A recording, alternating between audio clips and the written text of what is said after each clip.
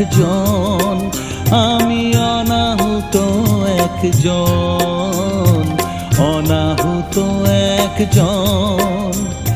অনেক দোষেতে দোষী আমায়